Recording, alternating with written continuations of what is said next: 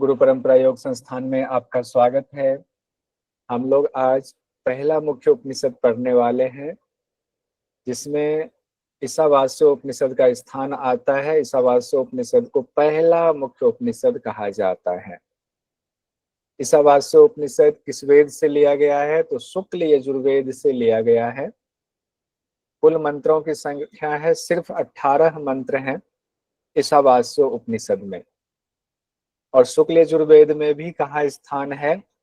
तो कान्व शाखा की जो संहिता है उसके 40वें अध्याय को शुक्ल यजुर्वेद में कहा जाता है ईशावास्य उपनिषद, 40वां अध्याय। और 39वें अध्याय तक जनरली कर्मकांड की चर्चा है। 40वें अध्याय में ब्रह्म विद्या की चर्चा है, जिसको ईशावास्य उपनिषद कहा जाता है। ईशावास्य उपनिषद नाम क्यों पड़ा? तो प्रथम अक्षर पहला मंत्र जो इस उपनिषद का है वो ईशा शब्द से है, इसीलिए ईशावास्य उपनिषद नाम पड़ा हुआ है। पहला क्या है वो भी देख लीजिए। एक बार हम लोग स्ट्रक्चर भी देख लेंगे, 18 जो मंत्र हैं उसमें क्या कहा गया है, पहले एक बार देख लेते हैं इसको। ओम ईशावास्यम इदम सर्वम यत् किंच जगत्याम जगत तेन त्यक्तेन भुंजिथा मा गृधः कस्य स्विद्धनम। यहाँ जो ईशा शब्द है उसकी वजह से ईशावास्य उपनिषद आया हुआ है। शांति पाठ भी कल हम लोगों ने देख लिया था। सर मैं ये मंत्र बोलना चाह रही थी, ईशावास्यमिदं सर्वम।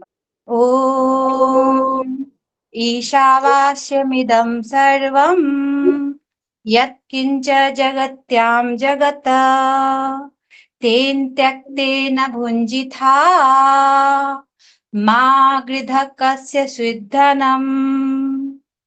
तो ईशावास्य उपनिषद में जो 18 मंत्र हैं, उस 18 मंत्र को अगर आप देखें तो पहले मंत्र में त्याग के साथ भोग यानी अनासक्त होकर जीवन जीने की बात, त्याग के साथ भोग करना है, तो अनासक्त होने की बात आई।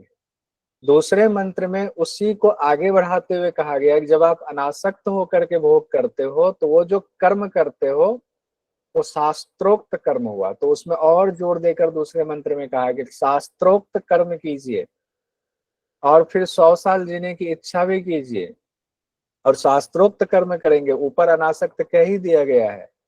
तब उसके जो फल होंगे आपके कर्म के वो आपसे अटैच नहीं होंगे, उस कर्म का भोग आपको नहीं भोगना पड़ेगा।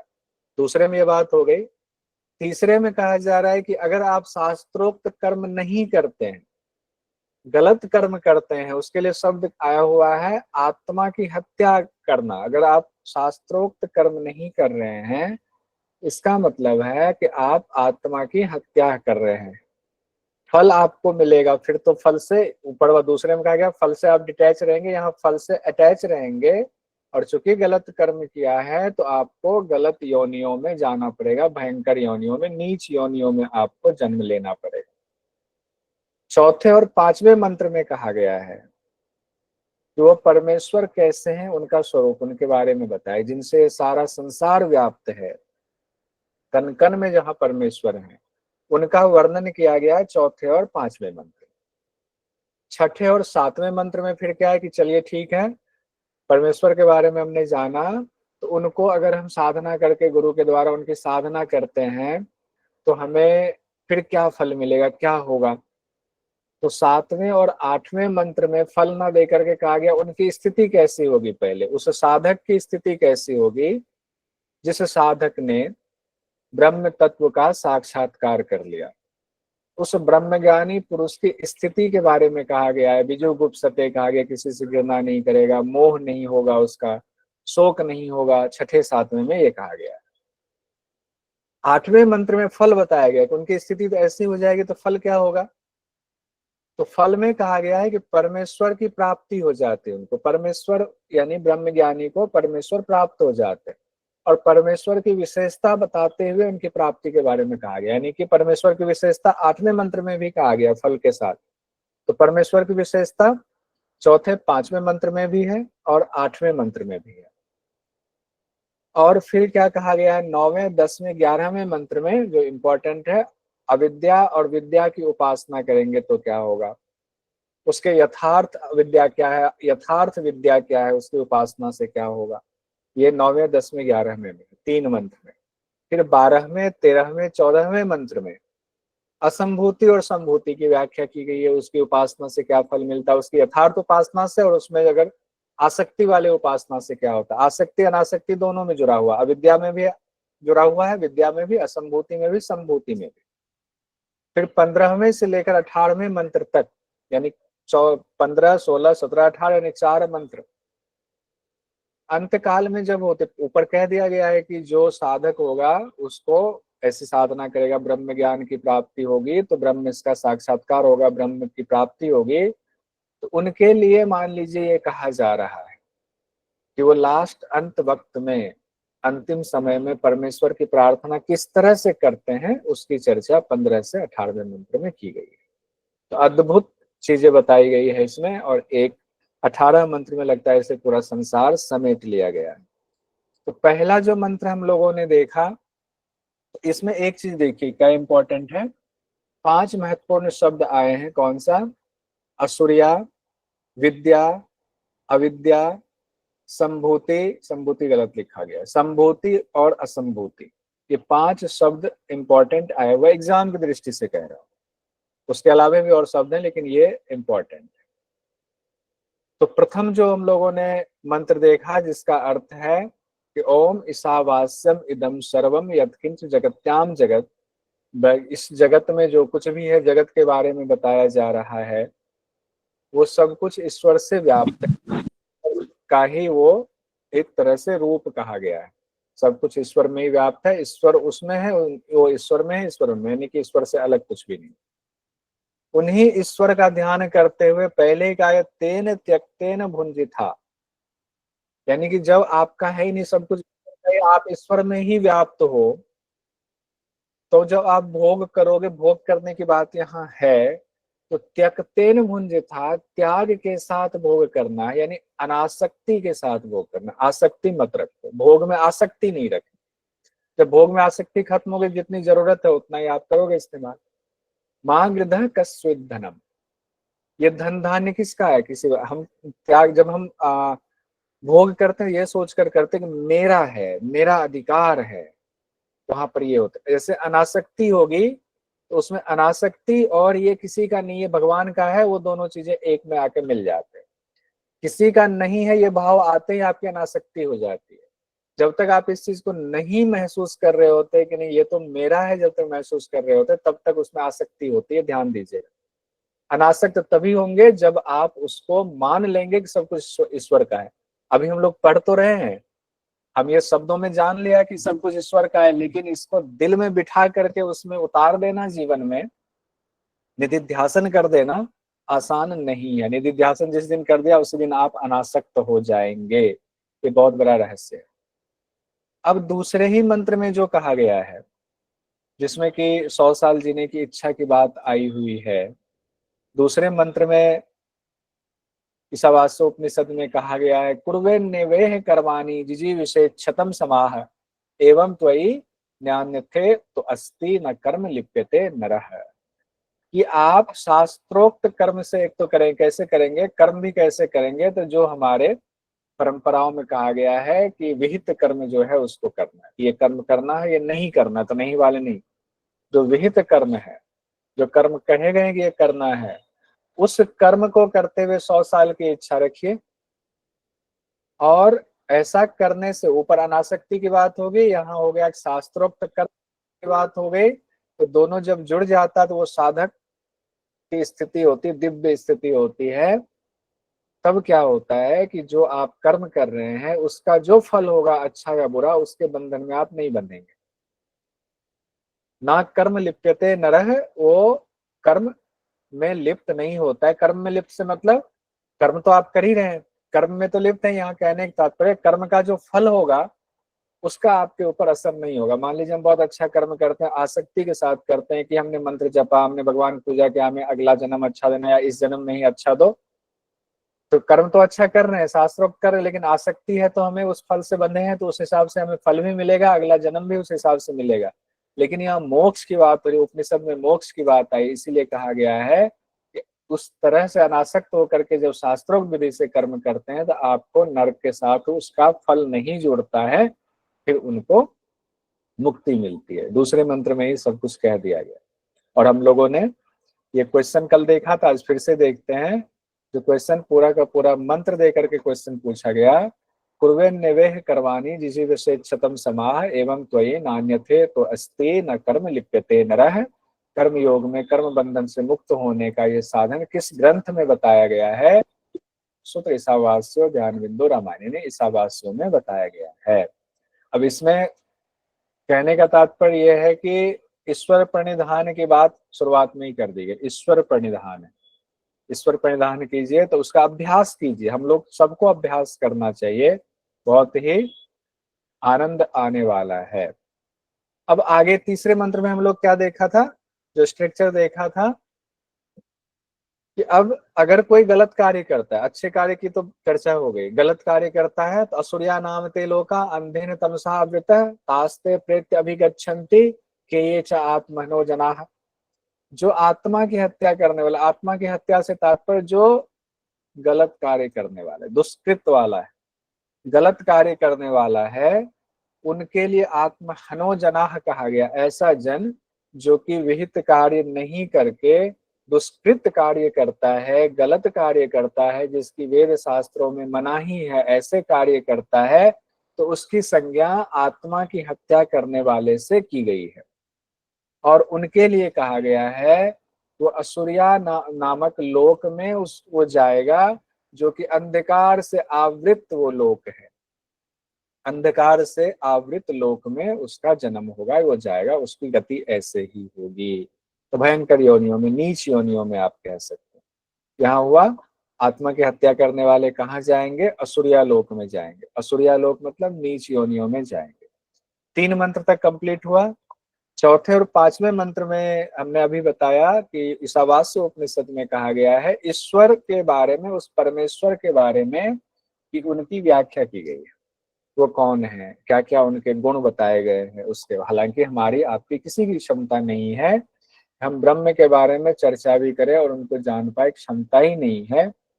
लेकिन इतना भी अगर हम करें तो इससे हमारी उत्सुकता बढ़ती है, उनको प्राप्त करने के लिए हम गुरु की खोज कर सकते हैं, उस पथ पर बढ़ सकते हैं। इसीलिए ये बातें कही गई।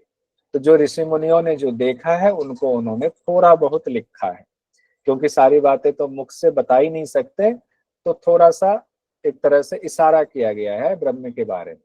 पहला शब्द है अनेजत। अनेजत मतलब वो अचल हैं। अचल है मतलब हर जगह जब वही व्याप्त है तो अचल ही है, अनेजत कहा गया। शब्द जानबूझ करके हमने लिख दिया, क्या पता संस्कृत के शब्द ना दे दे। तो अनेजत, अनेजत आप सोचेंगे ये क्या होता है? अनेजत मतलब होता है अचल है। मनसह जवीय, मन से भी अधिक तीव्र गति वाले हैं। आप सोचोगे सूर्य पे चले जाते, मंगल पे जाते, वो मौजूद है वहां पे, सूर्य पे मौजूद है, वो मंगल पे मौजूद है, सूर्य उनमें मौजूद है, मंगल उनमें मौजूद है। तो मन से तीव्र गति वाले हो गए ना, आप सोचोगे वो तो है वही। पूर्वम सबके आदि है, वो सबसे पहले आए हुए, उनसे पहले कोई आया ही नहीं। लाइन में सबसे पहले खड़े वही है, उसके बाद ही लाइन शुरू होती है। अरसत है, वो सब कुछ जानते हैं। अभी जिनके मन में जो चल रहा होगा वो ईश्वर सब कुछ जान रहे। कोई ये ना सोचे कि अगर कोई मन में गलत सोच रहा है तो ईश्वर नहीं जान रहे। इसीलिए मानसिक तौर पर सोचे हुए का भी फल आपको मिलता है, सिर्फ किए हुए कहे हुए का ही नहीं है। भले हम ना पता कर पाए कि अभी उदित जी मन में क्या सोच रहे हैं, लेकिन वो सब जान रहे हैं, वो सब कुछ जानते हैं, अरसत हैं वो। देवाह न आपनुवन, उनको देवता भी नहीं जान सकते, तो हम आप कहाँ से जानेंगे? देवता तो अच्छी होनी होती है, बहुत फल प्राप्त करके, बहुत कर्म करके, अच्छे कर्म करके, पुण्य कर्म करके गए हुए हैं, अग्नि विद्या को साध करके गए हुए हैं, वो भी नहीं जान सके तो हम आप कैसे जानेंगे? धावतः तिष्ठत अत्येति, जो दौड़ने वाले ना धावत, उनको वो स्थिर रहते हुए ही उनसे पहले पहुंच जाते। मान लीजिए कि रेस हो अगर 100 मीटर की, मेरे में और रमा वल्लभ जी में, हम दोनों दौड़ेंगे तो हो सकता है कोई पहले पहुंचे कोई बाद में। रमा वल्लभ जी की उम्र ज्यादा है तो हो सकता है हम जीत जाएंगे, 2 मिनट पहले पहुंच जाएंगे हम रमा वल्लभ जी से, रमा वल्लभ जी बाद में आएंगे। लेकिन हम जो वहां 2 मिनट पहले, रमा वल्लभ जी से तो 2 मिनट पहले पहुंच गए, लेकिन वहां पहले से तिष्ठत हैं कौन? वो ब्रह्म पहले से मौजूद है। तो उनसे पहले पहुंचे नहीं, तो दौड़ने वालों को स्थिर रहते ही अतिक्रमण कर जाते हैं। उनकी शक्ति से मातृस्वा कहा गया, मातृस्वा, और जल आदि बारिश होती है। मातृस्वा आदि जो देवता हैं वो अपना कार्य करते हैं, बारिश भी होती है, जल वर्षा भी होती है, तो उन्हीं की शक्ति से होती है। सारी शक्तियां उन्हीं की। अगर हम अभी पढ़ा रहे हैं, बोल रहे हैं, तो हमारे अंदर जो बोलने की शक्ति है उन्हीं की शक्ति है ये।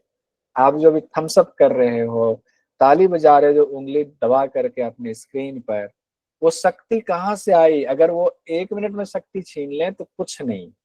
इसकी चर्चा केन उपनिषद में बहुत सुंदर व्याख्यान आया हुआ है, वहां हम लोग देखें। चौथे में इतने इतनी बातें कह दी परमेश्वर के बारे में, परमात्मा के बारे में। 5वें मंत्र में देखिए, ए जति, वे चलते भी हैं, और विशेषता बता रहे कुछ अलग तरीके से, वे चलते भी हैं। ना ए जति, वे नहीं भी चलते हैं। चलते इसलिए हैं कि हम अपनी दृष्टि से देख, हम अपने चश्मे से देख रहे हैं ईश्वर को, परमात्मा को। हम कह रहे हैं, हमारी क्षमता नहीं, हम अपनी चश्मे से देख रहे हैं। हमारे चश्मे से वे चलते हैं। कैसे चलते हैं? हम यहाँ से चल के गए बंगाल, मुंबई, तो मुंबई में ईश्वर मौजूद है, यानी कि अरे वो चलते हैं, वो भी है यहाँ मौजूद, जबकि वो तो है ही वहीं पर। वो नहीं चलते हैं क्योंकि वो हर जगह मौजूद है, तो नहीं चलते हैं। ये ऋषि मुनि कह रहे हैं, हम आप कह रहे हैं। ऋषि मुनि की वाणी को हम आप कह रहे हैं। तत् दूरे तत् अंतिके, तो दूर से दूर भी है, समीप से समीप भी है। अगर हमें मान लें कि ईश्वर के बारे में अगर हम मान लें, तो हमें मानते मैं ईश्वर, हमारे हृदय में ईश्वर है, तो समीप है। अगर ईश्वर से दूर है, अभी हमारे अंदर क्रोध भरा पड़ा है, तामसिक प्रवृत्ति बड़ी पड़ी, सारे चीज ऐसा भरा पड़ा है कि हम जो मान ही नहीं रहे कि ईश्वर कुछ होते हैं। मैं तुमको ये कर दूंगा, मैं वो कर दूंगा, मैं ही सब कुछ कर रहा हूँ, तो सब कुछ कर। जब ये भाव आ गया तो उस वक्त वो दूर से दूर है, उस वक्त दूर से दूर है। और अगर मान ले कि यही ईश्वर है, सब ईश्वर है, हमारा हाथ भी ईश्वर के अंदर ही उठ रहा है, वाणी ईश्वर के अंदर ही क्रिया कर रही है, तो समीप से समीप है। अस्य सर्वस्य वो वाह्यतः है, वो सब जगह है। अस्य सर्वस्य, वो सब जगह है, संपूर्ण जगत के भीतर है। वो वाह्यतः, वो जगत के बाहर भी मौजूद है, यानी हमारे अंदर भी मौजूद है, बाहर। अगर कोई ऐसी जगह हो जहाँ कहें कि यहाँ ईश्वर नहीं है, तो ईश्वर खंडित हो जाएंगे। ईश्वर खंडित नहीं होते, परमेश्वर खंडित नहीं होते, वो हर जगह मौजूद है। यहाँ तक हो गया। 5वां और 6ठा तक आपने देख लिया ईश्वर की जो विशेषता बताई गई। उसके बाद ईश्वर के बारे में अब 8वें मंत्र में बात आएगी कि उनकी थोड़ी सी और विशेषता 8वें मंत्र में। आप लोग ऐसा कीजिएगा, एक साथ सारी विशेषताओं को लिख लीजिएगा। देखिए, परमात्मा की विशेषता बता दी गई है। अब जो साधक साधना करेंगे, अब मान लीजिए उदित जी साधना करेंगे, उदित जी साधना करेंगे तो उनकी स्थिति कैसी हो जाएगी, उसकी चर्चा हो रही है आगे। 6ठे मंत्र में देखिए क्या कहा गया, सभी संपूर्ण प्राणियों को परमात्मा में, परमात्मा को संपूर्ण प्राणियों में निरंतर देखेंगे। वो देखेंगे कि उनके गांव में जो मेला लगा है, वहां जो खेल तमाशा दिखाने वाले हैं, सांप लेकर के लपेटे हुए, तो सांप भी ब्रह्म है, परमात्मा है। और सांप जिनके गले में लिपटा, जिनके हाथ में है, वो भी परमात्मा है। संपूर्ण परमात्मा प्राणियों में परमात्मा देखेंगे, और परमात्मा को संपूर्ण प्राणियों में निरंतर देखेंगे। उनकी स्थिति ऐसी हो जाएगी। जब ऐसी स्थिति हो जाएगी तो किन्हीं से घृणा नहीं कर सकते। ना बिजु गुप्सते, बिजु गुप्सते का अर्थ होता है कि जो घृणा करने वाला, ना बिजु गुप्सते, वो किसी से घृणा नहीं करेगा। घृणा का भाव ही खत्म हो जाएगा, लोप हो जाएगा। ऐसे साधक की बात कही गई। फिर कहा गया है 7वें मंत्र में, तब ऐसे साधक या प्राणी आत्म स्वरूप परमात्म स्वरूप हो जाता है। वो आत्म स्वरूप परमात्मा, क्योंकि सब में समता देख रहा है, परमात्मा से उनकी एकता हो जाती है। फिर ऐसे प्राणी के लिए मोह नहीं होता है कि हा मुझे चोट लग गई, मेरे बच्चे को चोट लग गई। फिर उनको शोक भी नहीं होता है किसी चीज का। वो सब कुछ परमात्मा का मानते हैं कि जो हो रहा है सब परमात्मा के अंदर हो रहा है, तो शोक का है। शोक तो तब होता है ना जब हम सोचते हैं हमसे छिन गया।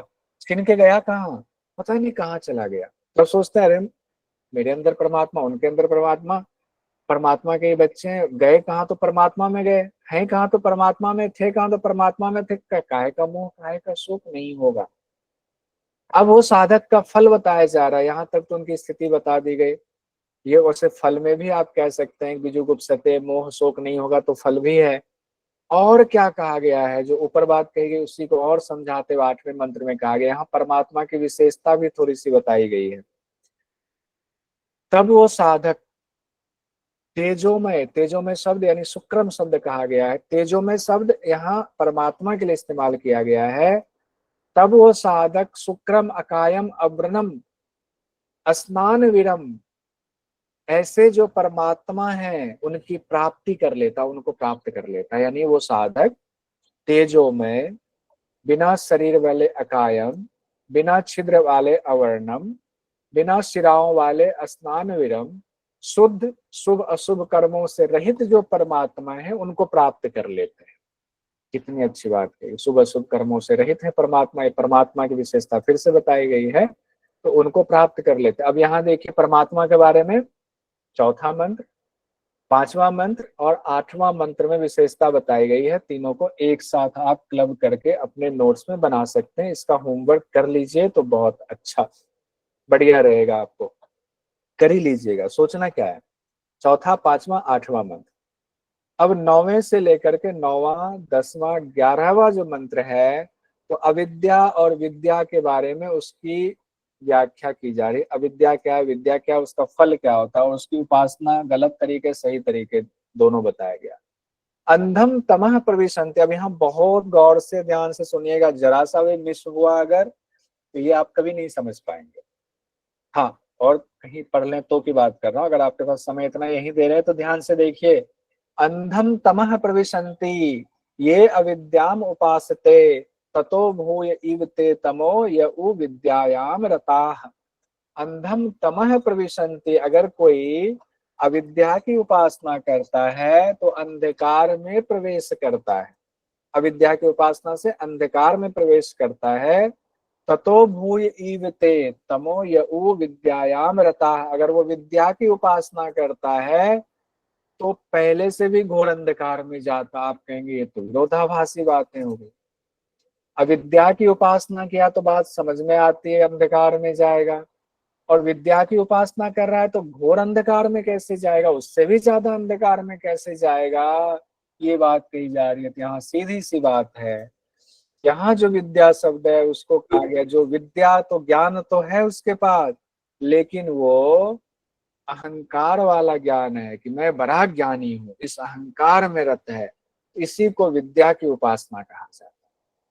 अविद्या की उपासना क्या हुआ, आसक्त, फल की आसक्ति। मैं आज माला 1,00,000 माला का जाप करूंगा ताकि हमारी आर्थिक स्थिति बहुत अच्छी हो जाए, अविद्या की उपासना की। ऐसा कर्म, ऐसा कर्म जो कर्म आसक्ति के साथ, फल के लिए, पहले फल चाहिए, फल चाहिए हमें इसलिए करना है, उसको अविद्या की उपासना कहा गया। विद्या की उपासना कहा गया है यहाँ पर कि आप बहुत ज्ञानी है, अहंकार में चूरे, मैं ही तो सब कुछ हूं, अरे मुझसे पढ़ो, मेरे पास आओ, मैं ज्ञान दूंगा, ये अहंकार तो घोर अंधकार में जाएंगे। इसका अर्थ फिर से समझिए। देखिए अविद्या, अविद्या को कर्म कहा गया, विद्वानों ने व्याख्या में कहा गया अविद्या मतलब कर्म, और विद्या को ज्ञान कहा गया, तो कर्म और ज्ञान की बात हो रही है।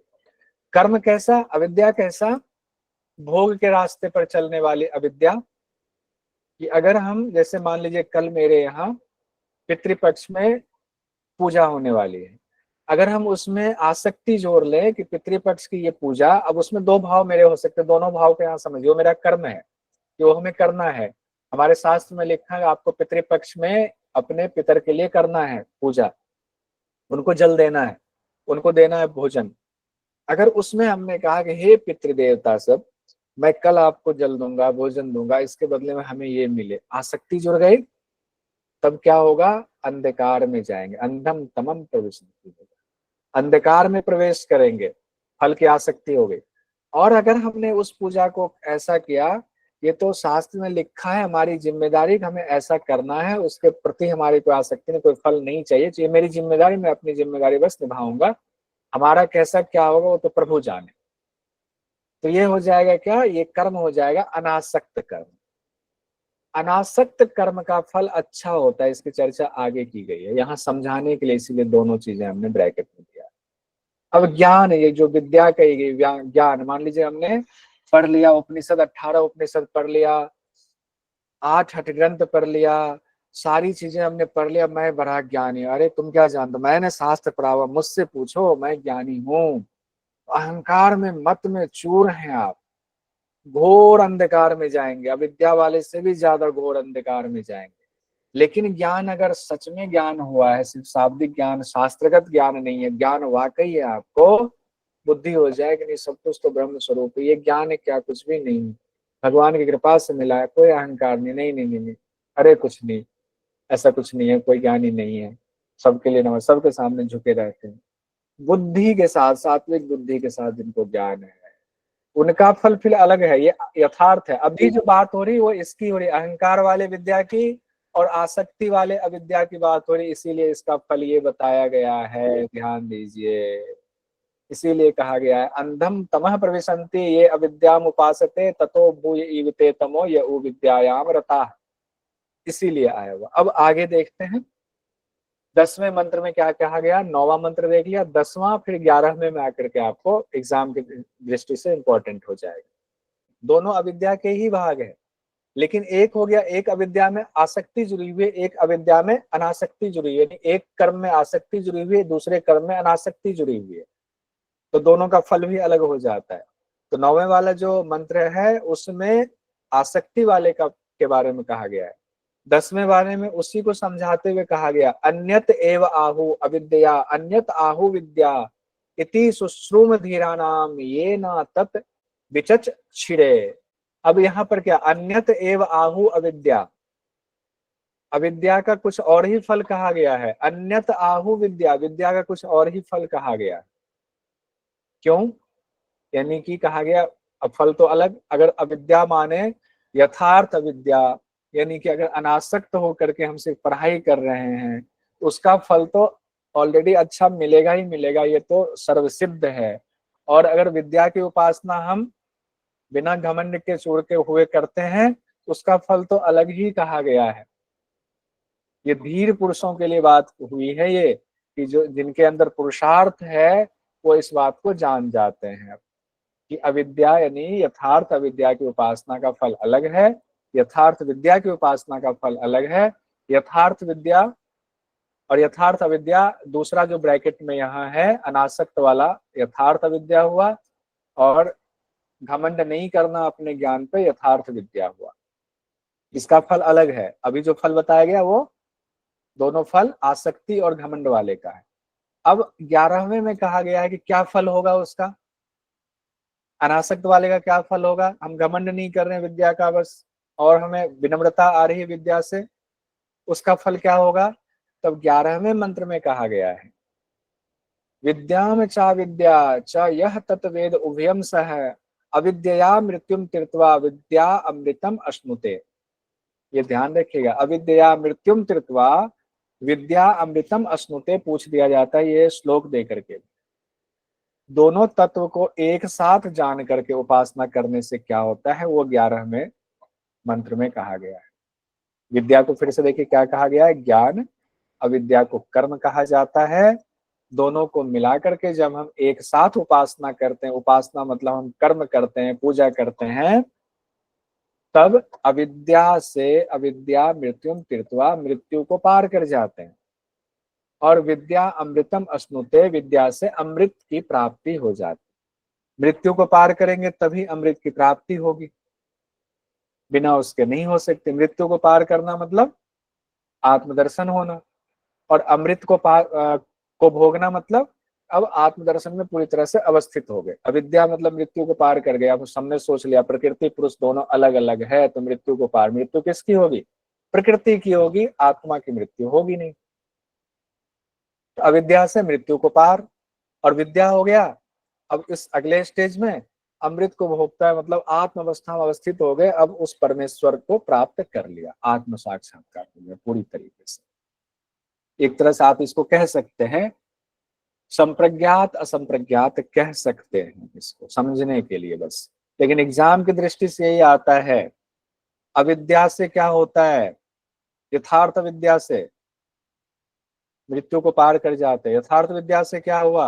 अमृत की प्राप्ति। आपको ऐसे भी पूछा जा सकता है एक साथ उपासना करने से क्या होता है। जब इसके क्वेश्चंस हम लोग पीवाईक्यू देखेंगे तब आपको पता चल जाएगा सवाल किस तरह से आता है। तो देखिए, ईसा उपनिषद के मुताबिक विद्या की उपासना का फल है। अभी सिर्फ विद्या की उपासना का फल पूछा गया है, क्या होगा?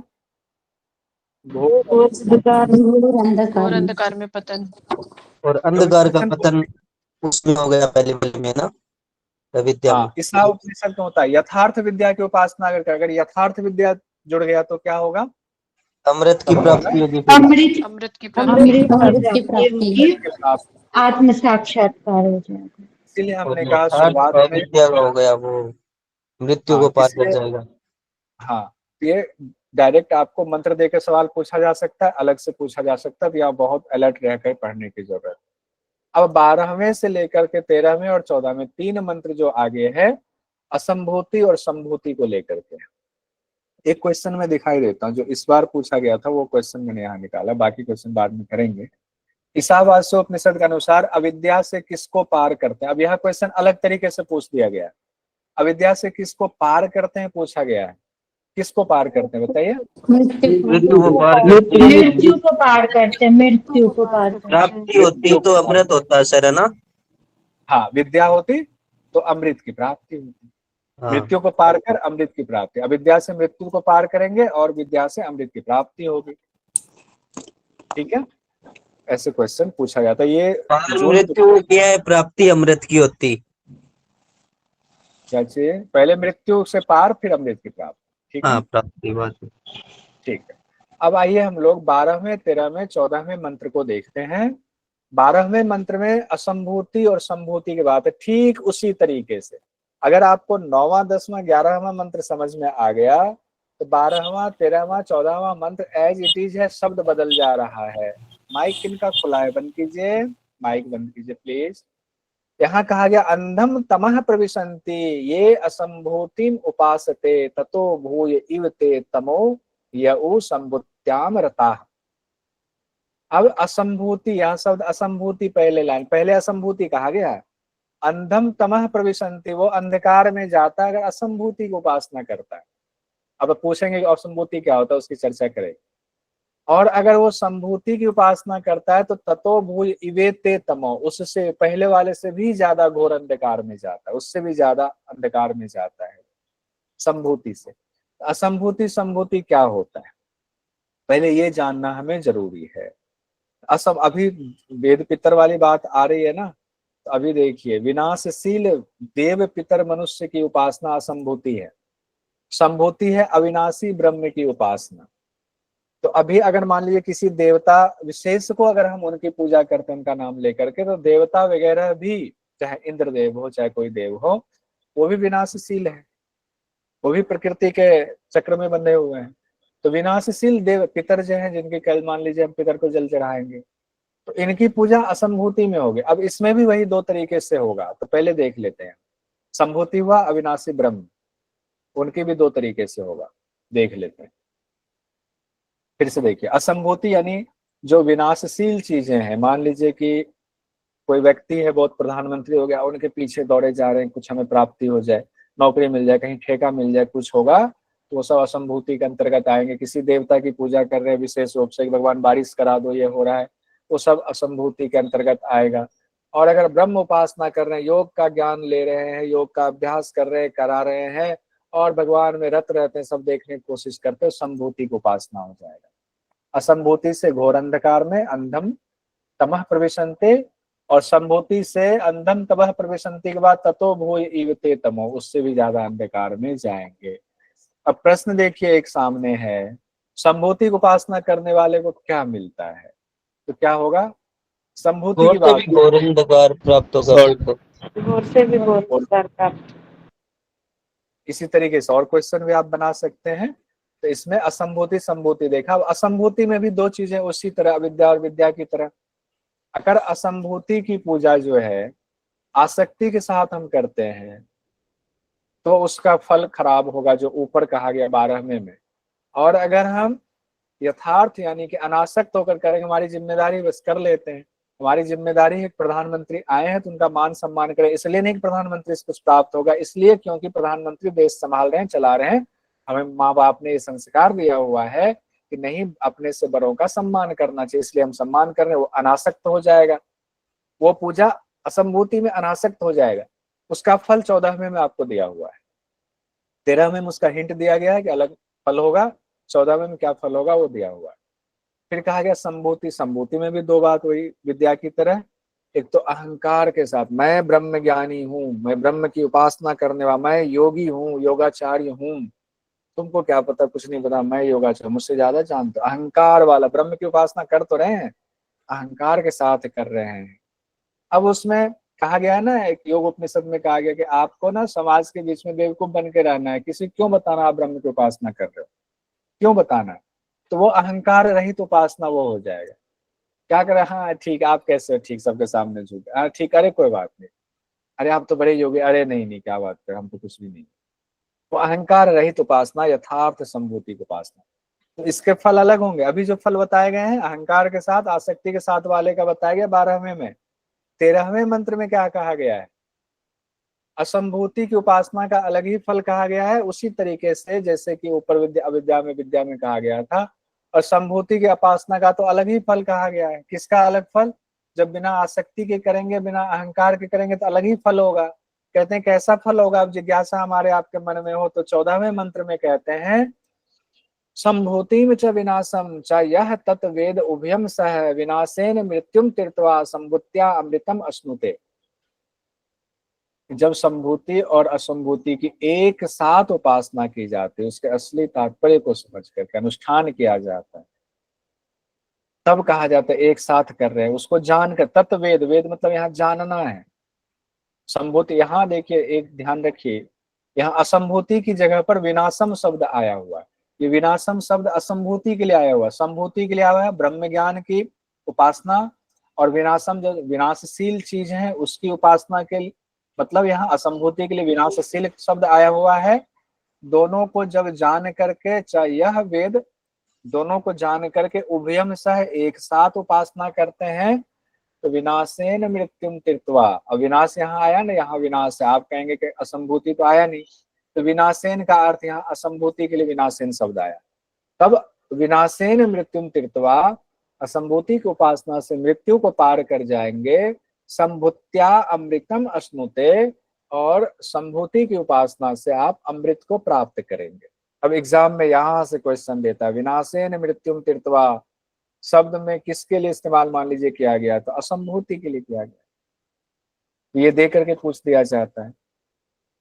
जब संभूति और असंभूति के असली तात्पर्य को समझकर एक साथ उपासना अनुष्ठान किया जाता है, कर्म किया जाता है, तब असंभूति की उपासना से मृत्यु को पार करते हैं और संभूति की उपासना से अमृत की प्राप्ति होती है। यहाँ असंभूति में मैं विनाशन कर देता हूँ।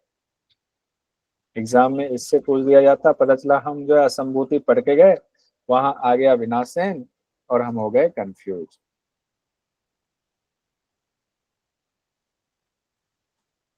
ठीक है, अब क्वेश्चन देखिए क्या पूछा गया दिसंबर 23 में। ईशावास्योपनिषद के अनुसार मृत्युम तीर्थवा संबंधित है। अब लीजिए ये शब्द देखिए, गौर फरमाइएगा, मृत्युम तीर्थवा संबंधित है। अब हम सोचेंगे मृत्युम तीर्थवा किससे था, उधर अविद्या से था, इधर असंभूति से था, तो विद्या से नहीं होगा, अविद्या से, हाँ अविद्या से होगा, ध्यान कर लिया, संभूति से नहीं होगा, विनाश से, संसार से। कहेंगे अरे बाबा इसमें तो असंभूति दिया ही नहीं, तो क्या करें, विनाश दिया है ना असंभूति के बदले में। विनाश, अब आपने पढ़ लिया, अब आपका यहाँ विनाश दिया है, असंभूति के लिए क्या शब्द दिया है, विनाश दिया है। अविद्या और विनाश, तो हो गया अविद्या और विनाश। तो बी और डी आंसर होगा, किसमें है, बी और डी वाला आंसर हो गया। क्लियर है। अब इस तरह से क्वेश्चन पूछ दिया जाता है और हम कंफ्यूज हो जाते हैं, इसलिए सूक्ष्मता से पढ़ना पड़ेगा। एक क्वेश्चन और है इसे, मृत्यु को पार कर अमृत की प्राप्ति कब होती है, जब यथार्थ रूप से संभूति उपासना से, यथार्थ रूप से असंभूति उपासना से, असंभूति संभूति की एक साथ उपासना से, इनमें से कोई नहीं क्या होगा, असंभूति संभूति की एक साथ उपासना से। तीसरा वाला बहुत बढ़िया प्रज्ञा जी, ठीक है। अब यहाँ तक हमने तकरीबन एग्जाम वाला कंप्लीट कर लिया। अब हमें 15, 16, 17वां और 18वां जो मंत्र है, 15वां मंत्र, 16वां मंत्र, 17वां मंत्र, 18वां मंत्र, ये हमने पूरी अच्छे श्रद्धा के साथ जैसे बताया गया है ऋषि मुनियों ने वैसे कर्म किया, और हम हर चीज में ब्रह्म को देख रहे हैं। अब हमें ब्रह्म से मिलने की व्याकुलता हो रही है, ब्रह्म के दर्शन हो रहे हैं, सब हो रहा है। तो अंत समय में कैसे प्रार्थना करके उनकी प्राप्ति होगी, उसकी चर्चा इन 4 मंत्रों में है। कहते हैं हिरण्यमयेन पात्रेण सत्यस्यापिहितं मुखम तत्वं पुषन्न वा वृणु सत्य धर्माय दृष्टये। हे सबका भरण पोषण करने वाले, हिरण्यगर्भ शब्द का इस्तेमाल हिरण्यमयेन शब्द कहा गया। हे सबका भरण पोषण करने वाले, सूर्य के समान तेज से ढके हुए मुझे आपका दर्शन करना है। पता तो चल गया है मुझे, लेकिन आप ढके हुए मुझे आपका दर्शन करना व्याकुलता है। अपने आवरण को हटा लीजिए, अपने आवरण को हटा लीजिए, मुझे आप में मिलना है, आपका दर्शन करना है। फिर आगे 16वें मंत्र में कहते हैं हे यम आदि सबके निहंता। अब यम भी जो है ब्रह्मज्ञानी है, ब्रह्म को जानने वाले हैं, उनकी भी प्रार्थना करते हैं हे यम यानी सबके निहंता। हे सूर्य से फिर प्रार्थना कर रहे हैं, हे सूर्य ज्ञानियों के लिए सूर्य के समान, मतलब ब्रह्म के रूप में ही यम है, ब्रह्म के रूप में ही सूर्य है। आप अपनी रश्मियों को समेट लीजिए, मेरी आंखें चकाचौंध हो रही हैं, और अपना कल्याणमय जो दिव्य रूप है उसके दर्शन करा दीजिए। भगवत गीता में अर्जुन भी ऐसे कह रहे हैं, विराट रूप को देख करके भगवान से कह रहे हैं, चकाचौंध हो गए, परेशान हो गए अर्जुन, कह रहे हैं आप अपने इस रूप को समेटिए, हमें कल्याणमय रूप दिखाइए, चतुर्भुज रूप के दर्शन कराइए। तब भगवान ने कराया भी है दर्शन। यहाँ भी वो साधक कह रहा है, हमारी आपकी स्थिति अगर ऐसी हो जाए, हम भी कहेंगे ऐसे, अपने कल्याण में उस दिव्य रूप के दर्शन करा दीजिए बस प्रभु। मैं अभी ध्यान के द्वारा आपका दर्शन कर तो रहा हूं, आप सूर्य और पूरे विश्व के आत्मा आप ही हैं, ये मैं जान गया हूं। आप मेरी भी आत्मा है, मैं आप ही हूं, बस मुझे आपने आपसे मिला लीजिए। सो अहम अस्मि कहा गया है कि मैं भी आप ही हूं, यानी कि मैं वही हूं जो आप हो, लेकिन मुझे अब अपने आप में मिला लीजिए। 17वें मंत्र में कहा गया है अब ये प्राण और इंद्रियां वायु तत्व में लीन हो जाए मृत्यु के समय, क्योंकि अभी तो स्थूल शरीर में है, ये प्राण निकल जाए, इंद्रियां जो है वो अपने कारण में लीन हो जाए, वायु अपने कारण में लीन हो जाए, ये स्थूल शरीर अग्नि में भस्म हो जाए। मैंने जो अच्छे कर्म किए हैं उस पर दृष्टि डालिए हे प्रभु। हे अग्नि के अधिष्ठाता, 18वें मंत्र में कहते हैं हमें परमेश्वर में धाम में पहुंचाने के लिए, अग्नि के अधिष्ठाता, अग्नि की भी यहाँ पर की जा रही है प्रार्थना, हमें परमेश्वर के धाम में पहुंचाने के लिए सपथा शब्द का इस्तेमाल किया गया। सुंदर शुभ मार्ग से ले चलिए हमें, और जो उस मार्ग में अगर कोई बाधा मेरे लिए बच गया हुआ है, आप ही उस बाधा से पार कराइए। वो पाप जो भी अगर कुछ रह गया हो गलती से भी, आप दूर करके हमें प्रभु से मिला दीजिए बस। अब नहीं, विरह अब सहा नहीं जा रहा, ये बात यहाँ पर कही गई। तो ये हमारा ईशावास्योपनिषद कंप्लीट हो गया। हम ये मान कर चलते हैं कि जो साधक ऐसी प्रार्थना कर रहे हैं वो ईश्वर से मिल गए, और मिल गए तो उनके लिए मोक्ष प्राप्त हो गया। ईशावास्योपनिषद हमारा कंप्लीट हुआ। इसके कुछ क्वेश्चंस हमने देखे, कुछ क्वेश्चंस और हम बाद में देख लेंगे।